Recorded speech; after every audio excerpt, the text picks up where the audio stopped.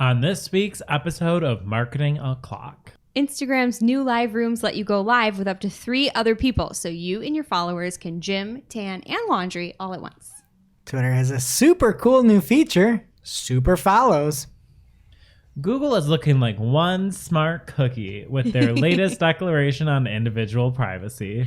We talk about what happens when your brand becomes a verb and people drink the Kool-Aid. Old Jesse Timberlake over here cried us all a river over a Fleetwood Mac song. Jess drops a note that bars are reopening, but I'm not talking about a place you can grab a drink. And then they just closed. All on today's show.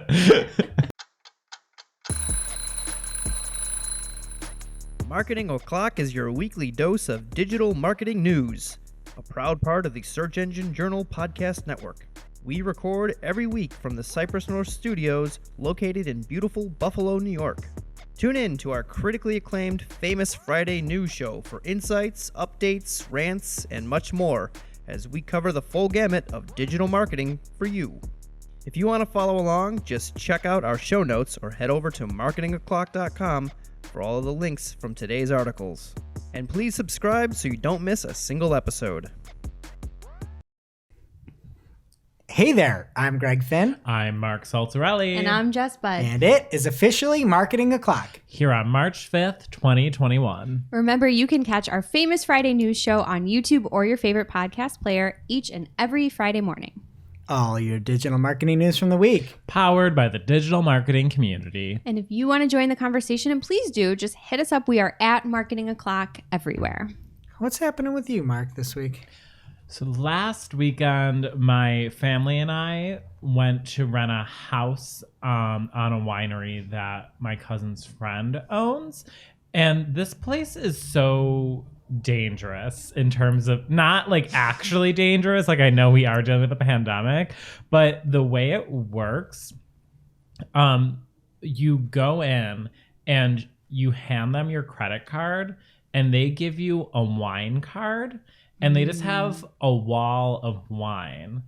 And you pick a glass and like put the card in and hit a button for what size you want from that bottle of wine. And it pours the glass.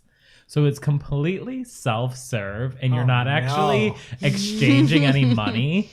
And like we took it easy because we had a small reservation period because of COVID. But like imagine if bars were like that.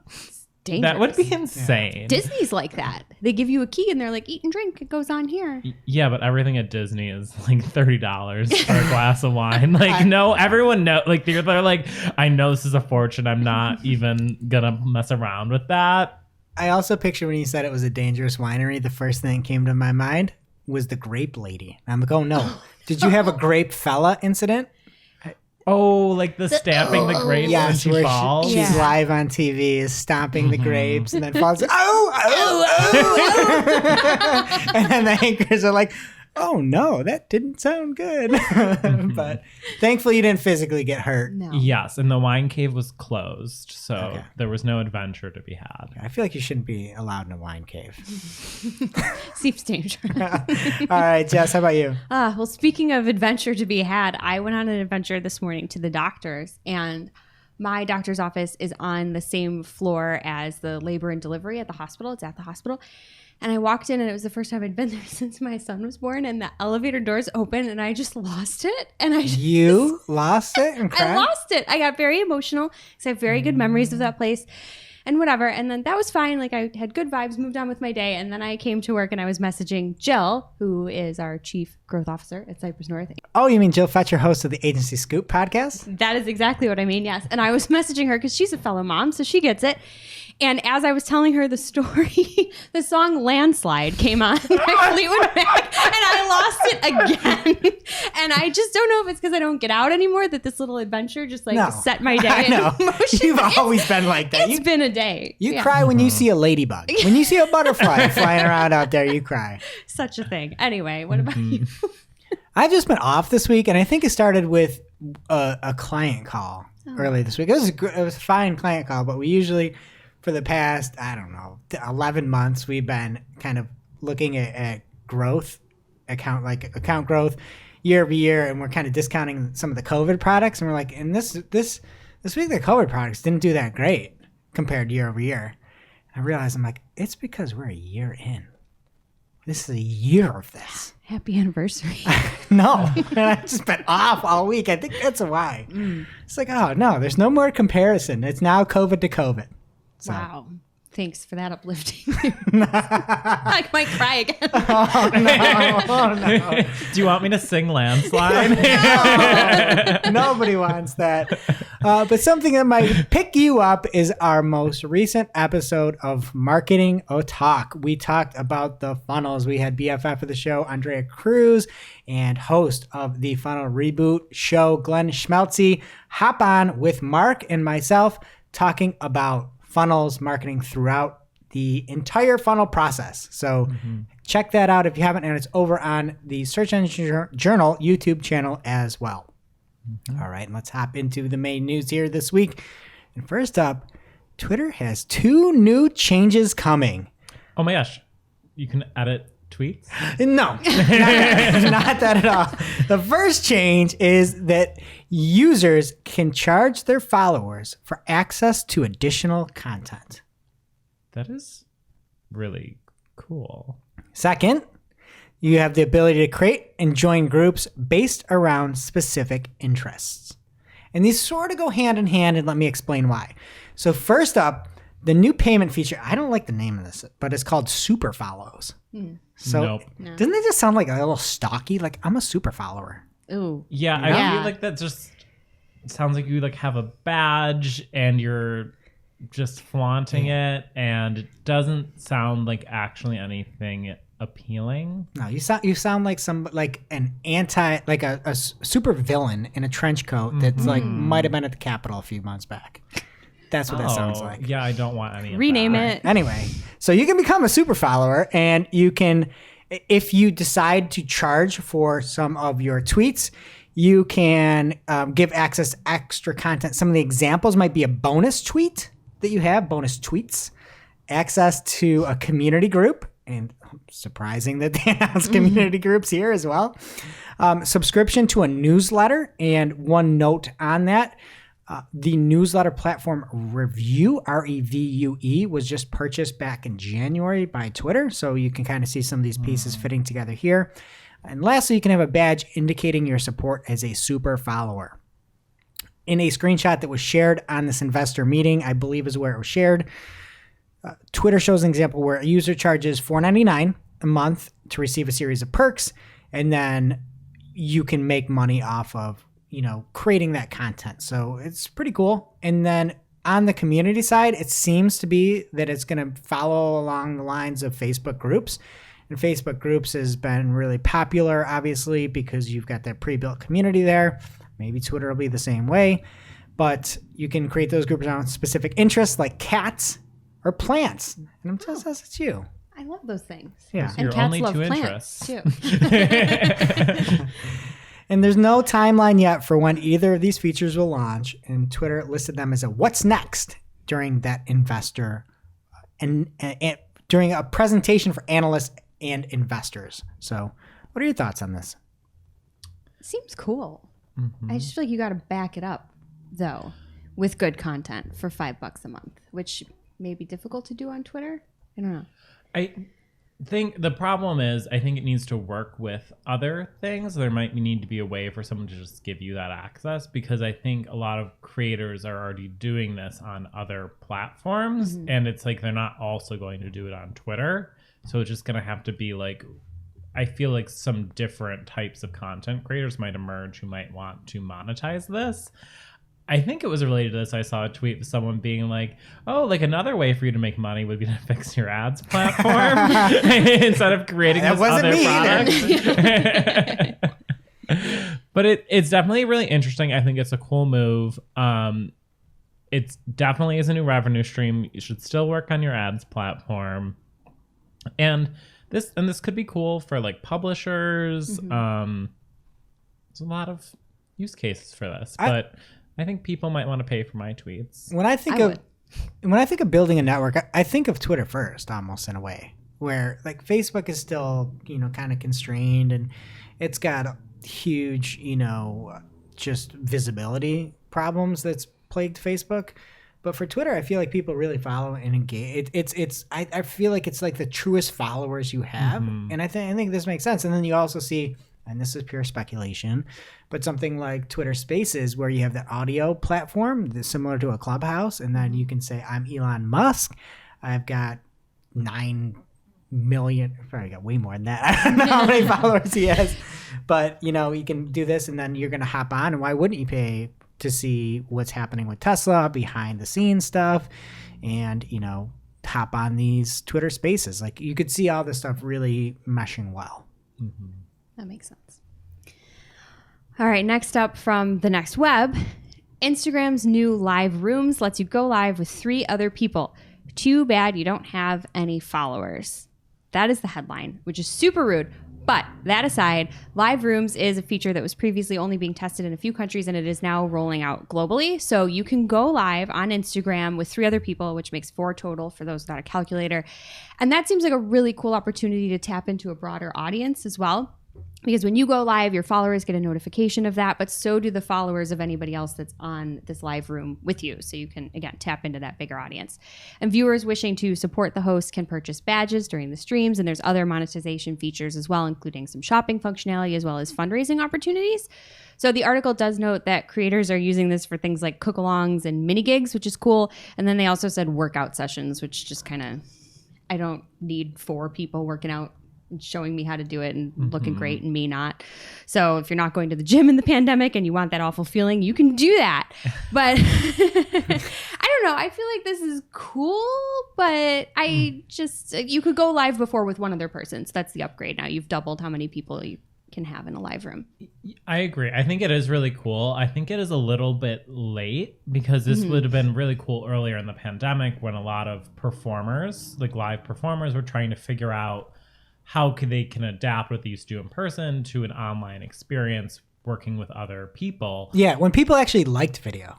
Like, when we didn't have fatigue, right? Yeah, like that's true. Yeah, that would have been great. Yeah. Now I don't want video. No. Yeah, now I want 3D audio. And rounding out the made news, Google is giving privacy advocates their just desserts. They're making it explicitly clear that once they phase out third-party cookies, they will not be working to with any ad tech companies to create an alternate identifier to track individuals as they browse across the web, nor will they allow the use of them in their products. And like basically for some reason, all these ad tech companies are like, oh, like can we do this? Can we do that? And it's just like, no, those rumors are squashed. After the cookie dies, Google will not be recognizing any sort of tracking that is individualized. And like their main thing, which I totally agree with, is that the point of phasing out cookies is because of what consumers are asking for. They want privacy. They don't want their browser activity to be targetable in an individualized manner. If they were to make a new tracking device to replace cookies, that wouldn't work. Google has been really happy with their own testing of Flock, and they're actually planning to roll it out in Google Ads as a test starting in Q2. And I think that's really promising and really fulfills the need to still have tracking but be respectful of people's privacy and address privacy concerns. To replace cookies with something similar to cookies would just be useless, complete step backwards. The fact that ad tech companies are trying to do that just seems extremely short-sighted. And then the other thing besides Flock is that Chrome will get new user controls in April for people to control how their browser activity is tracked. And then the one thing that Google kind of wanted to leave here is to say that they're still standing by first-party data. First-party relationship between a business and a customer, that is vital to the business's success and creates a much better customer experience. So they are doing whatever they can to make sure that companies are still able to collect and use that first-party data, because those relationships are consensual and very much needed. And they're just really only trying to get rid of being able to buy ads based on someone's individualized browsing activity. What do you guys think? Well, I think one other element in that article that was published on Wednesday was that they also are going to be getting rid of email targeting, right? So that they're not only going to be getting rid of third-party cookies, but also kind of axing the whole email targeting specifically. And I think that that's another important part as well. And from the article, they say, we realize this means other providers may offer a level of user identity for ad tracking across the web that we will not, like pie graphs based on people's email addresses. We don't believe these solutions will meet rising customer expectations for privacy, nor will they stand up to rapidly evolving regulatory restrictions, and therefore aren't a sustainable long-term investment. So that's another thing that may be going away as well. So just kind of counterpoint on that first party side of it. Yeah. And well, the fact of the matter is that Google's email matching is awful compared to what any other platform has. I can't even get a sizable audience out of it. So, okay, like goodbye. I still have it on LinkedIn and Facebook where it actually works. Yeah, that's what I was going to say. I've never been able to get an email list to work. So on But Google. that also may change with some of the other platforms as well. So again, hopefully there's some ways to, again, like with Flock, and you can look at federated learning of cohorts, you can look and see cluster data, not just individual data. And hopefully some of the other platforms will come out with that too. But overall, with this change, I don't have any problems with it. Right? Like I have problems when you say you're taking away search queries because of privacy stuff. That doesn't make sense. This makes sense. Like everything's saying like, hey, we're not going to target people based off your emails, and you're not going to use third-party cookies, and we're just not going to track you across the web. That all makes sense. Yeah. And there's still a solution that we advertisers can use, and it's one that they stand by. They're not just taking things away. They're offering a solution, and hopefully we see great results from it. So, albeit a likely poor performing solution, but a solution. We'll see. And this seems the directionally genuine from the privacy standpoint. Yeah. So no complaints here. Not at all. Now it's time for this week's Take of the Week. This is a #fire digital marketing take with extra spice served up for you. We simply deliver the take for your consumption. We give no opinions. We don't influence. You make the call. And this week, the take of the week comes from a response to Sam Tomlinson at Digital Sam. I am on Twitter. And Sam said, also, paid search, and this comes from this week's PPC chat, and I couldn't make it. Check out the PPC chat roundup with Anu if you missed it, and I believe there's a Clubhouse, but I think you probably missed that at this point anyway.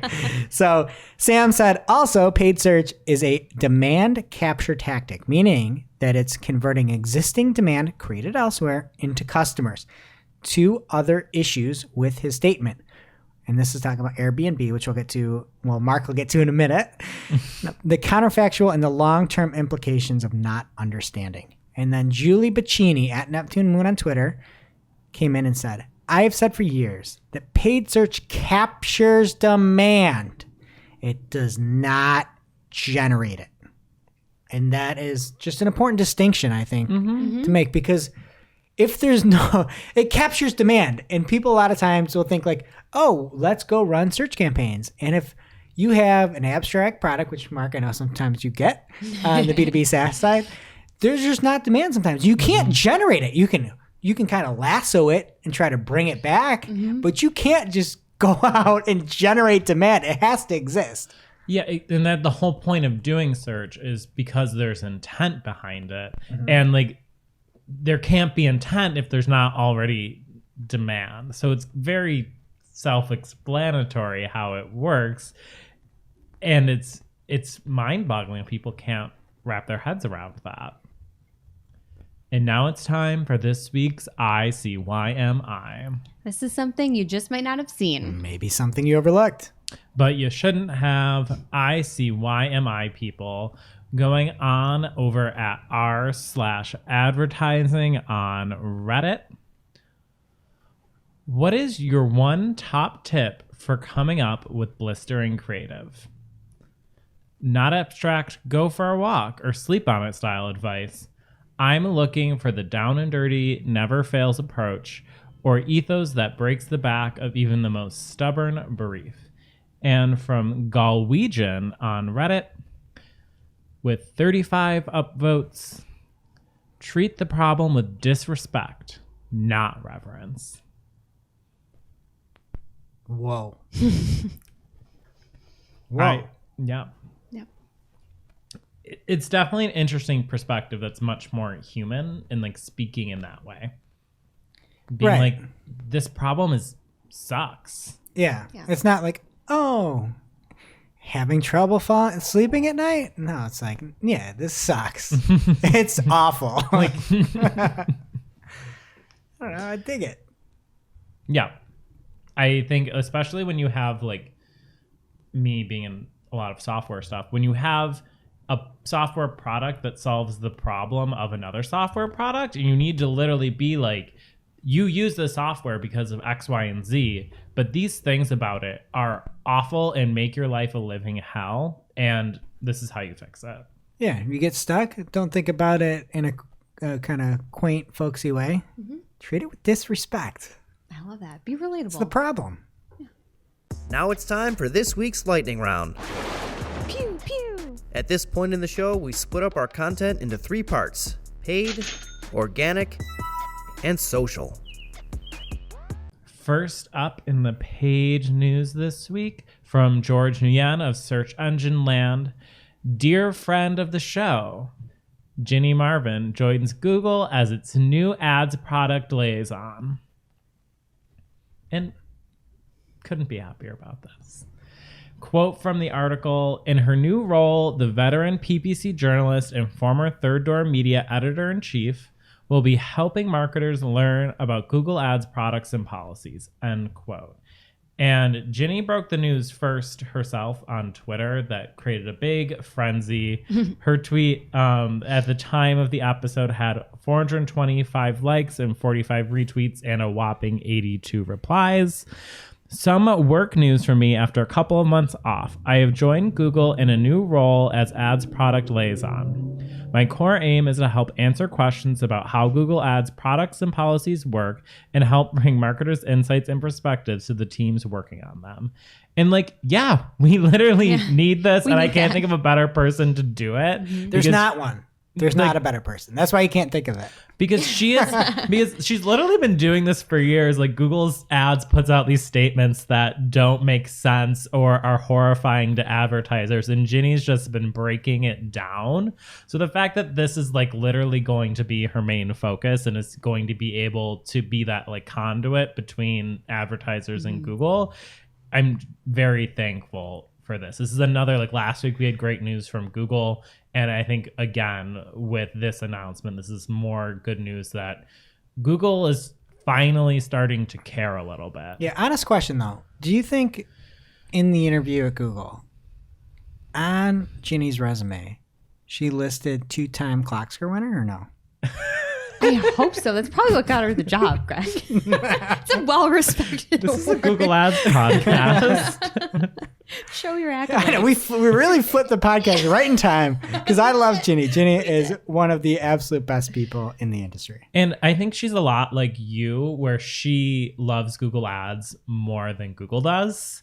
And when she was on Marketing and Talk with us, these things that like we have been so depressed about, she was kind of able to kind of put a more positive spin and put it in perspective. She still hated a lot of the changes, but she was able to kind of put things into perspective. And I think that she will really be successful in this role as long as Google allows her to be. Yeah, absolutely. And I think one of the, like, she shoots straight, obviously, and if you look at the other search liaison, Danny Sullivan, I was fortunate enough to work under both of them at Search Engine Land, and they are kind of like the pivotal, I guess the kind of top of the class for each different element. Danny for organic and running Search Engine Watch and Search Engine Land and doing all that, and then Ginny in this way. And this, when you think about it like that, it's like these are the absolute perfect hires if you were Google's HR. And not to say that this is a negative or anything like that, but these are the people you'd want the most well-respected folks at the top of the industry that everybody looks to. And again, I'm not saying this, though I'm about to say it here. Like, these are people that can really hold Google to the fire, right? Like nobody can lay out an article like Danny. Like, if you look at any of his previous articles at Search Engine Watch or Search Engine Land, there's nothing like it in the world. Nobody could compete with it, and nobody has. I mean, I think the closest person is Rand, and love him or hate him, Rand's does some good stuff here. But on the paid side, Ginny is the voice of paid. And, that voice is now Google. Yeah. And like you already kind of said, this is going to eventually work in a similar way to how we have public search liaison Danny Sullivan and search advocate John Mueller. Ginny will eventually be able to interact with Twitter on that way. But for now, she's still at Ginny Marvin on Twitter if you need to reach out. Yes. And this, again, I couldn't be more happy about this. And there, again, is nobody better than Ginny for this specifically. I was literally flabbergasted because it was such great news. And we got our marketing clock at like maybe the 1 month slice that we could, where it was like January, like right after Search Engine Land, and then right before Google. Like, we somehow timed that perfectly. And if you want to, you can go check out that episode with Ginny talking about 2021. And again, we had Anu from Brain Labs on, and Ginny and Mark as well. So a bunch of good stuff there, and really happy that we fit her on, where I don't think, in the coming months we'll be so lucky. Probably can't. Yeah. She's busy. But thank you, Jenny. Next up from Julie F. Bacchini at Neptune Moon on Twitter. Airbnb's CEO said in the earnings call that performance marketing is not really necessary. Hashtag PPC chat. And this is just like such a dangerous and like convoluted take because, okay, like you had to stop doing PPC because your performance was down. But like you're a travel company in a pandemic. Like, yes, buying is going to be down. And they're like, now without paid, like traffic is already back up to last year's number. And it's like, okay, you have really high brand awareness. So you're getting a ton of organic search and direct traffic. Paid isn't necessarily supposed to be a traffic driver for you because you have such high market saturation already. It's more about supporting specific initiatives. You can still have a performance marketing campaign running on paid and it not be tied to traffic or just like trying to increase repeat bookings or targeting certain areas. There's so many different keep client things you can satisfaction up. Like, there's so many different things that it's just like such a dangerous take to put out in such a public way that could have been hurtful to people in PPC. It might be, and just so not well thought out. So you can read all about it. It's plenty of places to find it. It's gonna make your blood boil. It's gonna make your blood boil because Airbnb spent so much on what I would consider legit search engine marketing, and then legit marketing. Like, to come in and say 10, 12 years after that their brand is such, it's like a noun. So you think it just happened? You think people just woke up and are like, oh, Airbnb today? Like, that's what happened? No, It didn't happen like that. And Dennis, who I think is now over at, I forget where he is. He was at eBay and FanDuel? No, Fan Sports Attire. Fathead? Fable. They have Fabletics? Fabletics, but it's Fan. Oh my. Fanatics. I don't know. Fatheads? Fan No. clothes. Anyway, Yeah. he was the head of SEO at Airbnb, and they did so much cool stuff on the SEO space where they'd make city maps and they'd put all this awesome content around each of these locations where they have a lot of properties. And like, that's marketing. Mm-hmm. And then you see the quote where like, in 2019, we had elevated spend of performance marketing. And then 2020 occurred. Our business drops by 80%, 8 weeks. And we pulled back all marketing, including performance marketing.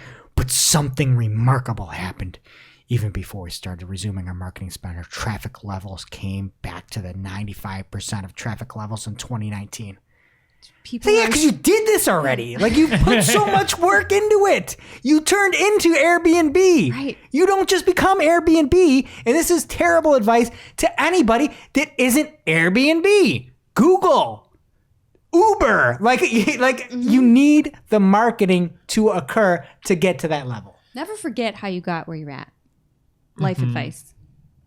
Yeah, and it's like I hate when people like take like an anecdotal situation that happened and be like, this applies to everything. Yeah. And it's like, no, you do not know more than everyone else.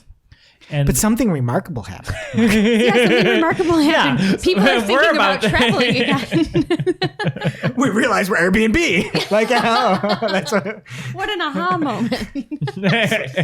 get I'm lost. glad you realized that. And this week's PPC chat was all about everyone's feelings about this. And our next part here is from Sam Tomlinson at Digital Sam I Am, and he was answering question 2 in PPC chat, which is, are you preparing any kind of response to either proactively send or have at the ready for clients who may bring this up? Specifically, we can reduce spend significantly and not hurt our results. And Sam says, nope. If a client asks about it, I'm happy and prepared to discuss my thoughts and why the approach advanced by Airbnb might not be the right way to go. But I don't want to extend more legitimacy to confirmation bias fueled idiocy than necessary. Hashtag PPC chat with a reply. Also at Greg Finn, is that one spicy enough for you? I love that. And the It's answer in. is- You made it, Sam. You made it. plenty spicy. I think that's how we all feel. And I would honestly, if a client comes to you like that and it's kind of like, do they not trust you? I think there's something you need to work on with your relationship if a client immediately comes to you based off of this story. Yeah. That you need to either convey your worth more or work on that relationship if a client actually thinks that. Mm-hmm. And also in the I know this is a lightning round, but in the comments that they made to investors, he said, and what this revealed is that our brand is inherently strong. It's a noun and a verb in pop culture. Like, yeah, if your client comes to you, ask if they're a freaking noun or a verb. All right? If no, that like if you're not Kleenex, no, you need marketing, all right? Band-Aid, Q-tips. Cotton swabs. Airbnb. Next up in the news from Google, another taxing announcement. Starting May 1st, 2021, ads served in France and Spain will receive a 2% regulatory operating cost added to your invoice or statements, wherever you have that billing set up.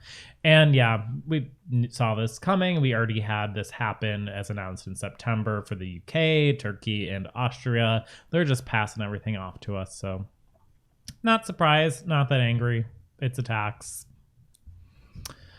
Next up, from Jess's best friend, Andrew Hutchinson at AD Hutchinson on Twitter, TikTok's self-serve ad platform that launched in July of 2020 is now available to Canadian advertisers.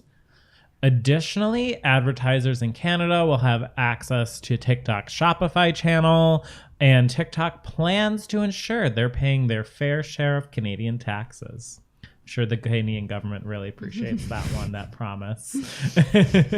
And lastly, they'll be hosting a virtual summit for Canadian businesses to learn from TikTok experts on how to be successful on the platform. Alrighty then.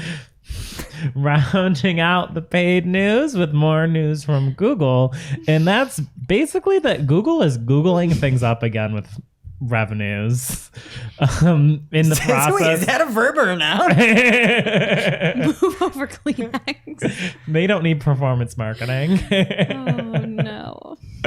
But yeah, they've made an enemy of small ad tech firms for good reason by those ad tech firms by entering into little known revenue share arrangements with select ad tech vendors, purportedly including Marin Software and Kenshu, who are receiving multi-million-dollar rebates from Google dependent on how much clients spends on Google search ads.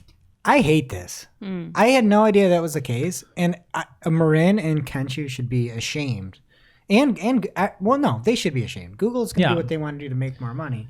But the fact that you come out with this automation, this bid management tool, and you don't disclose, and you're a publicly traded company like Marin, and you don't disclose that you're making money from Google as a rebate based on how much your clients spend, I think that's very, very troubling in my opinion. Mm-hmm.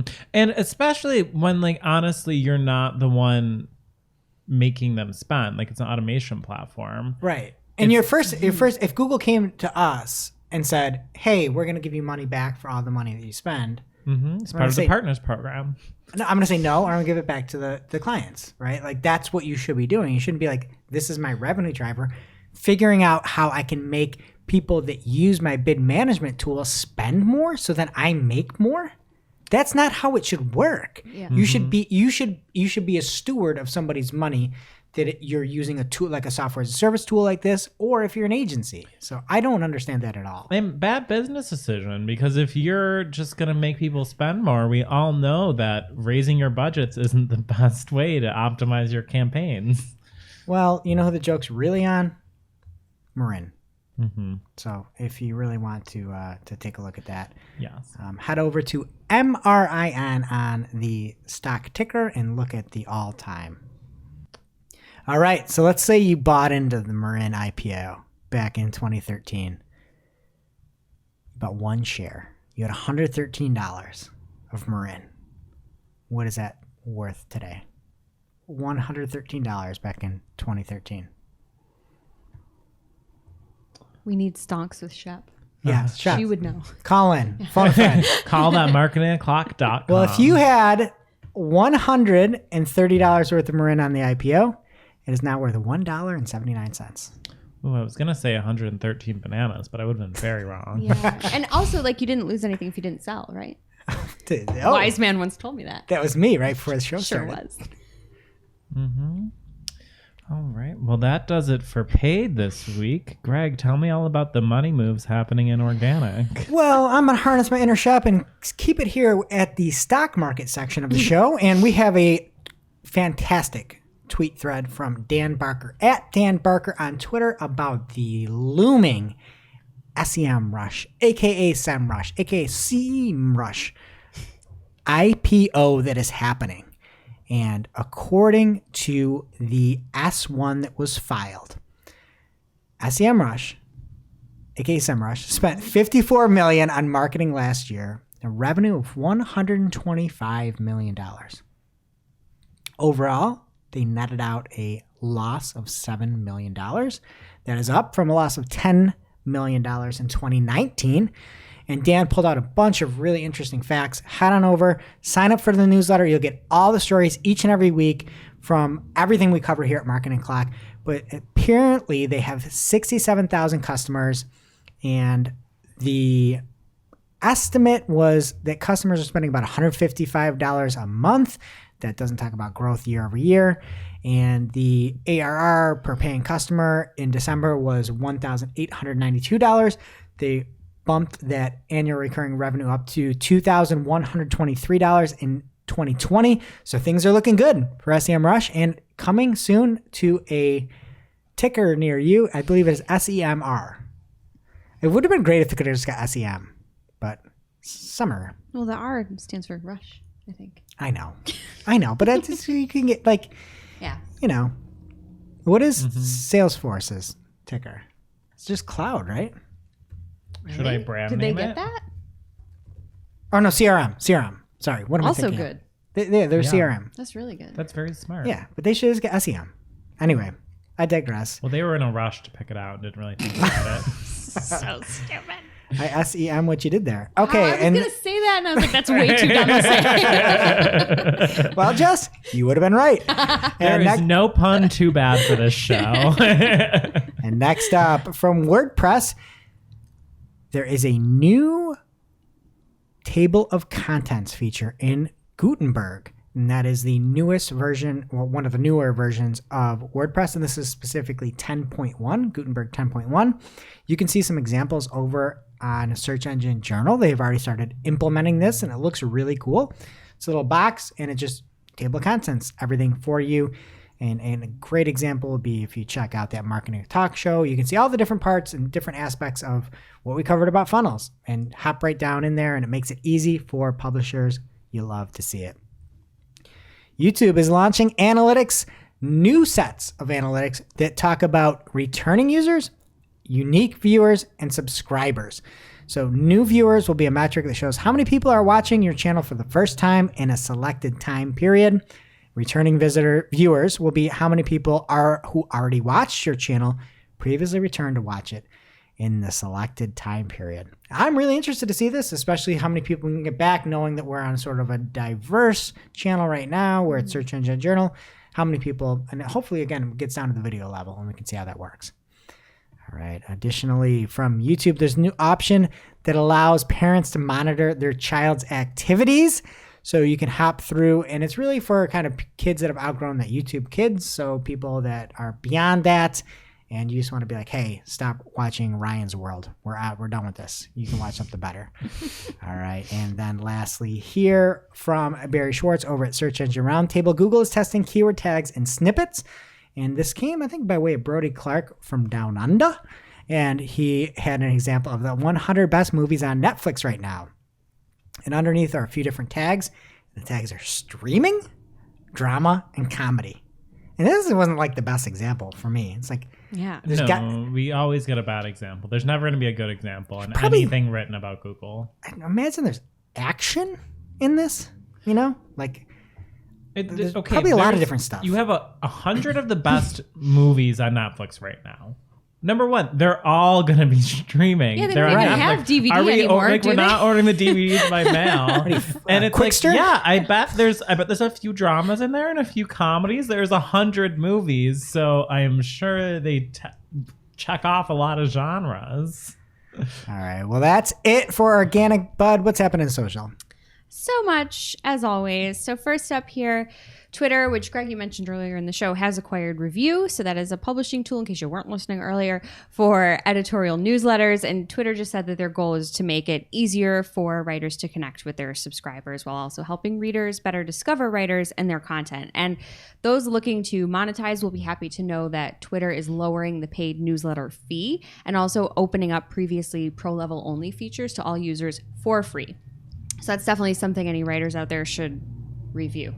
One other thing, Jess, about this, you can't edit the newsletters. What if that was their actual case? You're like, oh, we bought this newsletters company, and we take away the ability to edit. Take away features, so it I can't. That's a joke, folks. Yeah, we don't know. I'm sure you can. You might be able to. I hope so. All right, sticking with Twitter, they're pushing harder and harder on Spaces. So a couple updates this week on that. All Android users will now be able to join and participate in any space, though not necessarily create their own yet. That will be coming. And still in development, but super cool, is a new scheduling feature that will allow you to schedule a space and then tweet and share a link to the upcoming space with your followers. So that, again, is still in development, but it seems like a great next move. Tweet that out. And next up, from 2019 BFF of the show, Glenn Gabe, he tweeted, "The next episode of As the Tech World Turns is out. Less than 1 day after the previous episode." Smiley face. Facebook agrees to pay 3 news publishers in Australia 1 day after changes were made to a law requiring the tech giant to pay news companies. So hopefully you listened last week and you're updated on that entire saga, but they have started paying. Jess, you get the really hacky, like, soap opera articles each week. Remember when you had to keep reporting on Trump and TikTok? Oh my goodness. That was Well, now that was a soap opera Australian without a Zuck. great name. In General Hospital, I love covering these stories. Oh, goodness. In related news, apparently Crocodile Dundee isn't the only thing from Australia to come stateside, because according to Adweek, a bill is being reintroduced that would allow news media outlets to collectively bargain with the likes of Facebook and Google here in the US. This bill was originally from 2018, but obviously the buzz around everything going on in Australia has brought it back to life, so we will keep our eyes and ears open and tell you when we learn more about that story. In even bigger news, everybody sit down. Twitter has added stickers to fleets, and millennials can rejoice because the cry laughing emoji is present, not canceled. And now for Andrew Hutch coming in clutch, super lightning style. Here are some stories he wrote this week, which you can grab from our newsletter if you want more. TikTok launches new TikTok for Business profile to share key tips and insights. You can check this out for marketing tips, platform usage insights, and a whole lot more. Next, Facebook launches a new SMB-focused ad campaign to counter Apple's coming IDFA change. And in a very progressive move, they are going from newspapers here to TV and digital. So get excited. I was on the edge of my seat waiting for that sentence to Do you know do you know how they'd reach the most people super quick? How do you think? Support. That's what they did that. And they put an intro message. No comment. They'd hit millions of people waiting to talk with them. It's true. If they would just open up chat and then lead with this announcement. Like, I'm here to help, but did you know? We also care about small businesses. They would be lying. Okay. Next, Facebook launches a new Bars app to help aspiring rappers put together short tracks. It includes a library of effects, tools, and music to put your raps to. And it certainly beats doing it all yourself, right? And Jess, there's a note here that you're going to freestyle. So take it away. Yo, I love marketing, even in the darkening. I wasn't prepared for that. Well, why'd you put it in the notes? I didn't. Oh, I just misread it. Sorry. Well, if any agents are listening, I am available. Okay. Twitter is working on a new safety mode to limit the impact of on-platform abuse, and this feature will alert users when their tweets are getting negative attention and provide options for automatically blocking and muting abusive replies, which should help control, emphasis on troll, the growing nastiness on the platform. Greg is just looking at me. What happens if You threw me off when you asked me to rap. Like, Mom's spaghetti. My arms are heavy. I can't do this. Finally, both Facebook and Pinterest have announced new features and spotlights to coincide with International Women's Day, which is coming up here on March 8th. We're talking silly things like stickers, but also community help dashboard updates and hashtag woman-owned, hashtag female-founded shop collections on both platforms and a whole lot more. So, as Shania Twain would say, let's go, girls. Bum, bum, ba-da-da, dun, dun. And Jess, it says you're going to sing country right here. Please go. Mark? Man, I feel like a woman. Now it's time for this week's WTH, Misguided. I'm like, who does that? Just get rid of it. I'm over it. where we rant, rave, and roll our eyes about a trending digital marketing topic. What are we coming to? Honestly. See what had us asking WTH. this week. 3 people walk into a clubhouse chat. Gary V, LA Dodgers third baseman Justin Turner, and oh yeah, it's the Kool-Aid Man. From Scott Nover of Adweek. Be human and be fallible. Brands test the waters on Clubhouse. And this is interesting. The way that brands are now advertising on Clubhouse, which does not have its own advertising platform. It's all through like sponsorships and kind of like co-authored, I guess like co-hosted. And it's not spaces. technically advertising, right? Because you're not paying to do you're this. right. No. Yes, Yeah. that is correct. It's weird because it's like guerrilla marketing in a way, right? yeah, and where but you're you hopping think in. of Clubhouse as like a networking platform, and it's very professional. And this is all B2C brands. And you can see in this tweet here, like the Kool-Aid Man is on at Join Clubhouse. He literally only unmutes his mic to add to the convo by saying, "Oh yeah." So thank you, the Gaming Silverback, who is, I think, he's involved with Reddit. Yeah, it's Will Cady of Reddit tweeted this.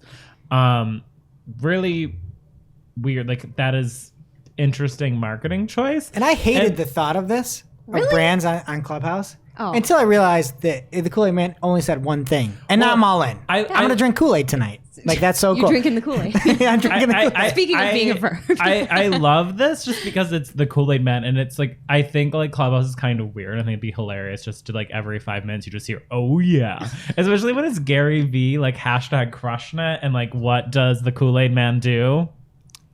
He crushes it. But my favorite part of this article is like people taking a super serious tone with this because it's hilarious.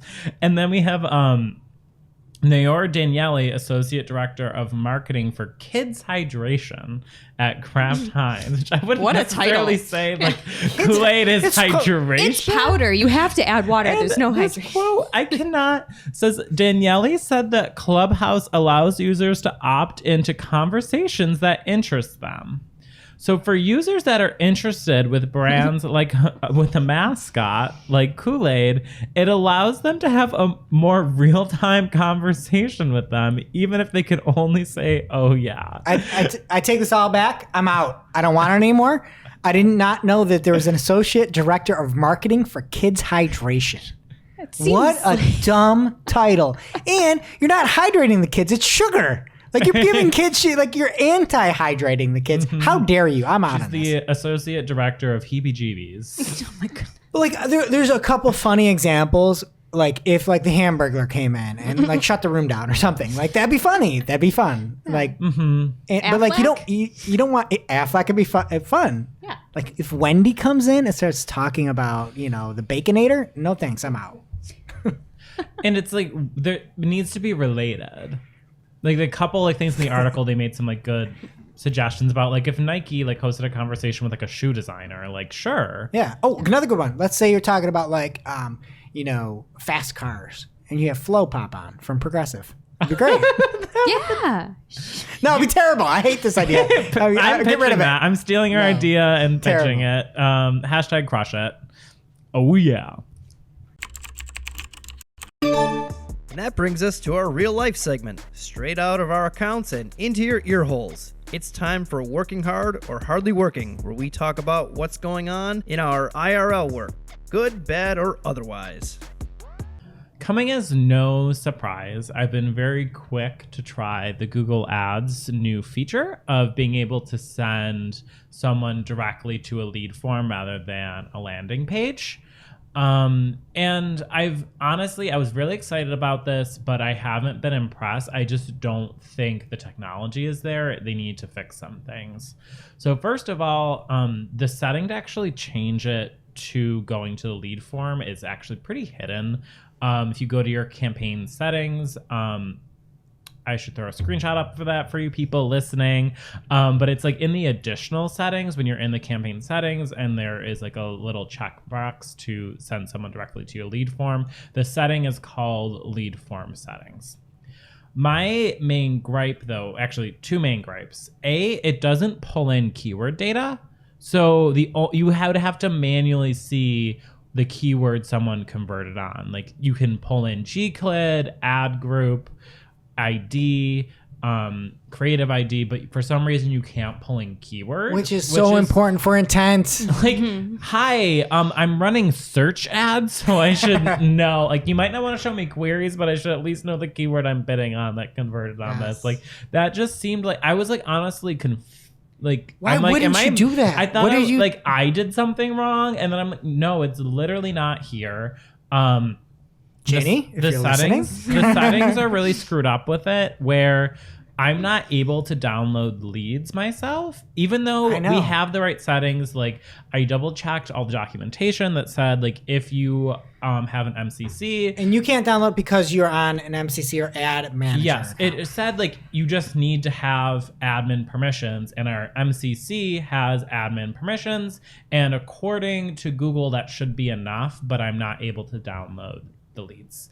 So that is a problem. The other problem is I was doing an experiment where I was doing an A/B test between the landing page and the lead forms. I'm obviously not just going to turn this on blindly. I care about my client's performance.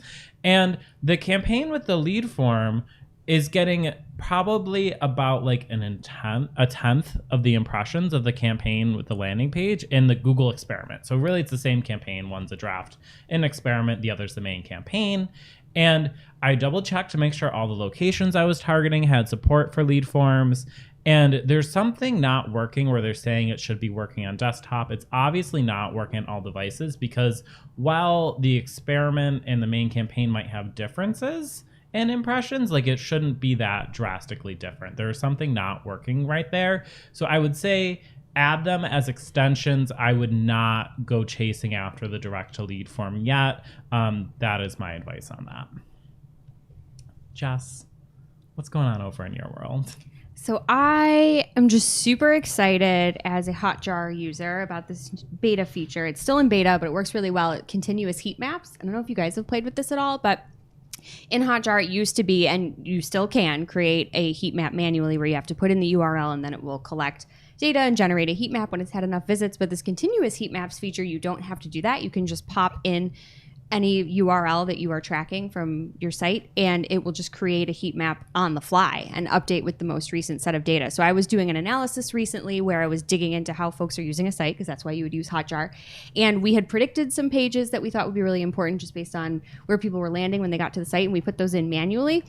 But as we were going through and digging in and seeing where people were clicking, I was like, oh, well, now I want to see what they're doing on that page. And because of this continuous heat maps feature, a heat map that I had not set up originally, I was able to just generate on the fly. And again, if you don't have enough visits to it, then it's maybe not the greatest data, but it just keeps accumulating it and creating it. And it was just super helpful when I was actually digging in to the site. So if you use Hotjar, just don't be afraid of that. It works really well and it's nice. So check it out. All right. And for me, this is a really simple tool. If you have a middle click button, at least on Windows, and I believe it works on Mac as well. So I have a little scroll bar. You can click that. And if you hover over a tab and you click the middle button, it shuts the tab down completely. And I'm like a tab guy, so I love it now. I just shut things down all the time. Just middle click button will shut a tab right down. Handy. How do you do that on a laptop? I don't know. Hit the X. Just kidding. And now for this week's Cool tool. As a reminder, our Cool Tool segment is not an official endorsement or paid mention. We're simply sharing something we found in our travels that may be of use to our listeners. And is really, really cool. This week's cool tool is more of a wow, how to, but still cool. It's for anyone that has played with GA4, you know that there's a lot of built-in tracking, which is killer, but even so, there are still some limitations. GA4 is really new. So scroll tracking is one of those fairly limited features, at least for now. It only tracks when somebody actually scrolls beyond the 90% mark, which there's a lot to track before that. There's 89% before that you would want to see. So that is where this post from Analytics Mania comes in. It's called Scroll Tracking with Google Analytics 4 and Tag Manager. And it's a setup guide for not one, but two different approaches to tracking scroll depth with GA4 and Tag Manager. It's super easy to follow and it includes ample screenshots for your eye holes. So if this is something that interests you and you're in GA4, you can grab the link from our newsletter and check it out. Now it's time for our must-read marketing article of the week.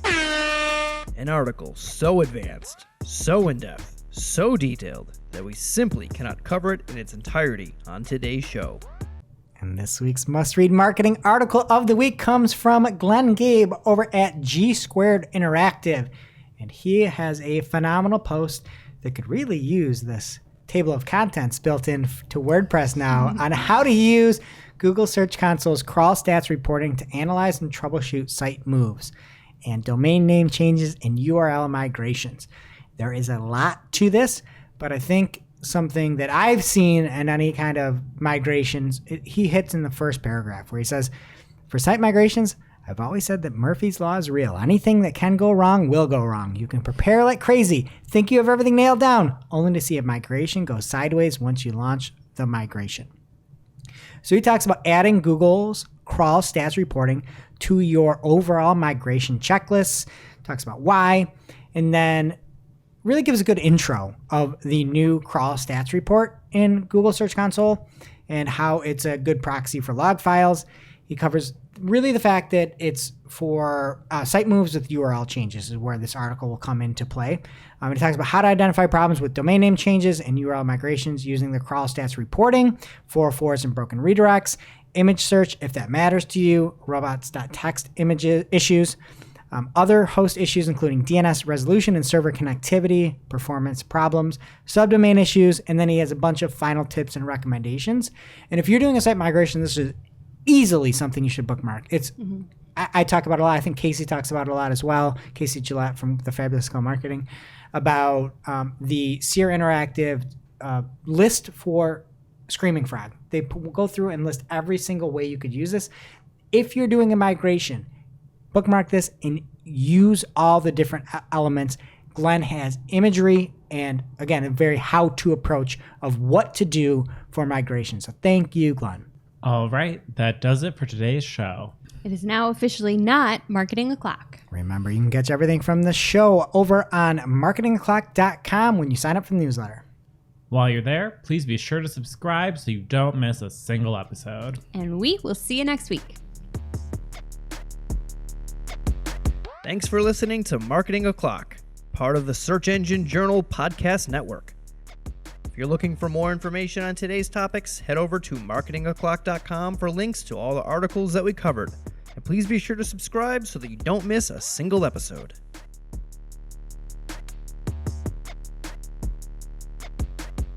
Welcome to this week's Shooting the Hack. We're after our famous Friday news show. We don't talk about anything.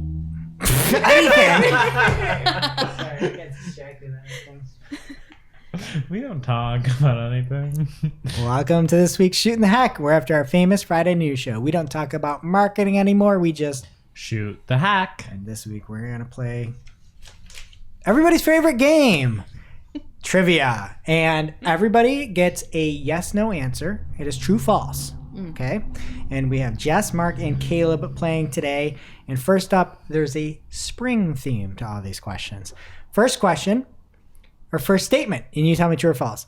The first day of spring is called the sternal equinox.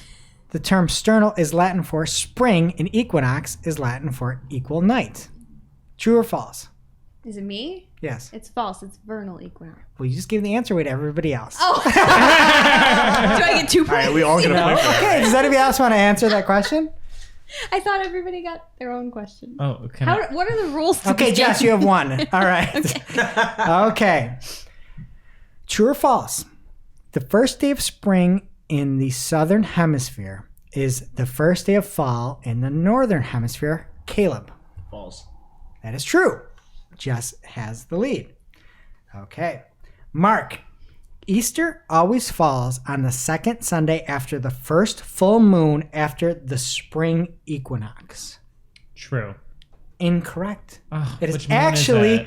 the first Sunday after the first full moon.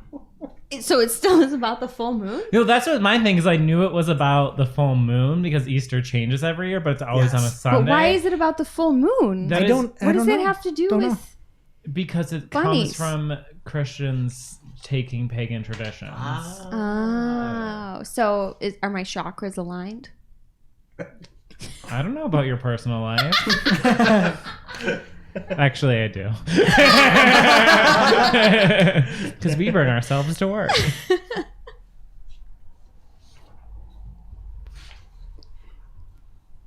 Should keep in the audio of the paper shuffling. Sorry, guys. Not If you cutting guys were anything. wondering, Greg has actual printed out sheets this week. Adorable. It's not on the computer that's in front of him. It's Doing my best. We are going classic. I feel like I'm back in grade school. We got a nice handout.